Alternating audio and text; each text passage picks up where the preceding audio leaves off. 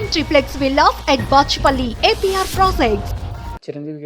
చిరంజీవి గారు okay, like Kamal అంటే of course Kamal మరీ 17 ఇయర్స్ అనుకుంటా, లేదు 18 ఇయర్స్ అనుకుంటా కమల్ నేను స్టార్ట్ యాక్ట్ చేశాను. చిరంజీవి గారు అదే ఇది కథ కాదు, ప్రాణం ఖరీదు, ఇంకో ఏదో సినిమా కూడా మేము ఇద్దరం యాక్ట్ చేసాం. తర్వాత ఇంకో ఏదో ఒకసారి 4 సినిమాలు ఏదో చేసాము. ఎక్కువ చేయలేదు కానీ ఇంటరాక్షన్ అది. బట్ ఆయన one of the his journey is ఒక వెరీ వెరీ టఫ్ ఆయనకి. ఎందుకంటే పెద్ద హీరోస్ 4-5 అక్కడ ఉన్నారు. అప్పుడు కొత్తగా ఒక అతను వచ్చి ఇదన్నా 5 versus 1 ఒక వ్యక్తి. ఆయన వచ్చినప్పటికీ మీరు స్టార్ కదా. నేను ఆల్రెడీ కొంచెం ఎస్టాబ్లిష్డ్ హీరోయిన్. ఓకే. సో నేను అనుకునేది కొత్త అబ్బాయి ఎవరో వచ్చారు, కొత్త యాక్టర్ అలా అని. బట్ మేమంతా కొత్త వాళ్ళం కాబట్టి we used to. But will power అది అచీవ్ చేయాలి అన్నది, క్రమశిక్షణ అంటే just not time, health, exercise అది కాదు. He had so many other things. Was spiritual. ఇది దేవుడికి ఇలా దండం పెట్టుకున్నా. ఈ వాజ్ హనుమాన్ భక్తుడు. ఈ పీరియడ్ నుంచి ఈ పీరియడ్ ఇట్లా ఉండాలి, ఈ పీరియడ్ నుంచి ఈ పీరియడ్ అంత చేస్తారు. he did all those things. Okay.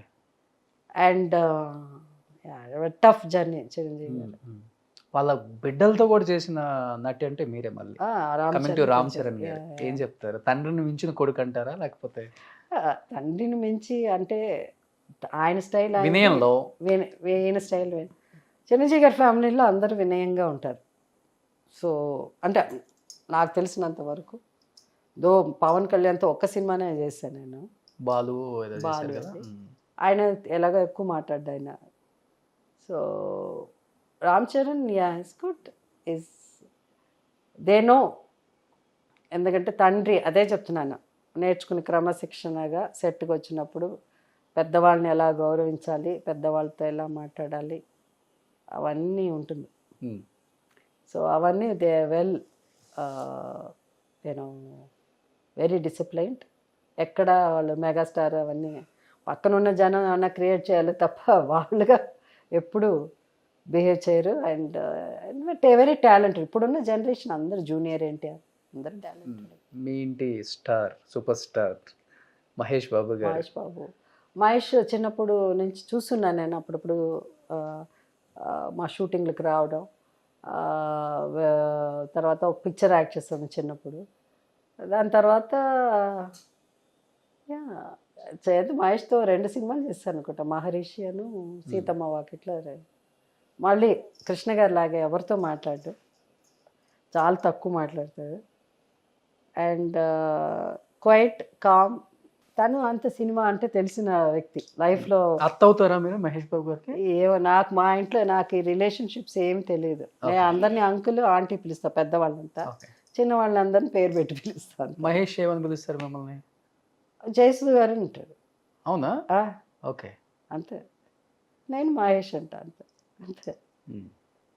It's better. Aunty, కొంతమంది ఆంటీని ఎవరు పిలవరు, ఎవరు పిలుస్తారంట, ఎవరు కొంతమంది ఒకళ్ళిద్దరు. Non of this Charan, Ram Charan aunty అని అంటారు. ఓకే. నాకు అంతవరకు గుర్తు చరణ్.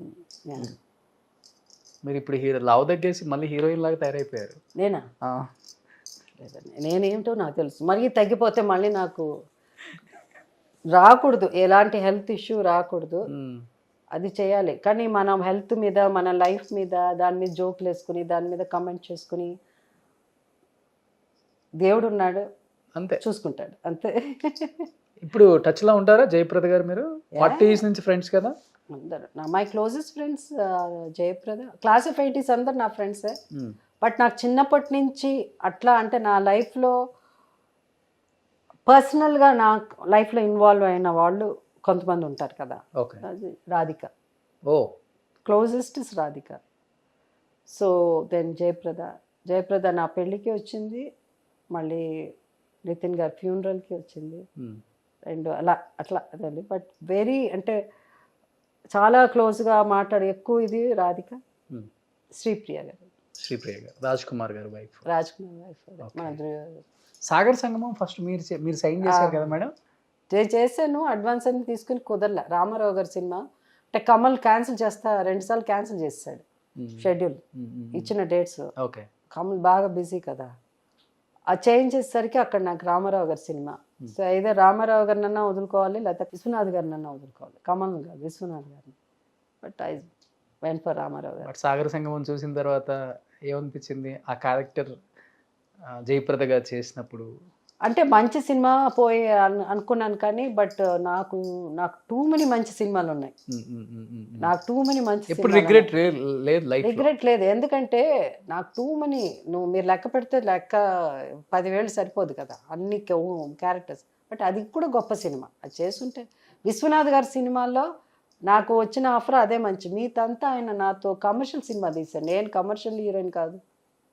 అంటే ఆయనతో పాటు అంటే ఆయన అన్ని కాలాంతకుడు, అల్లుడు పట్టిన భరతం, నేను చేసిన సినిమాలు అవేవి ఆయన స్టైల్ ఆఫ్ మూవీ కాదు అసలు. ఓకే. సుమన్ టీవీలో మీ పర్సనల్ అండ్ బిజినెస్ ప్రమోషన్స్ కోసం కింది నెంబర్కి కాంటాక్ట్ చేయండి.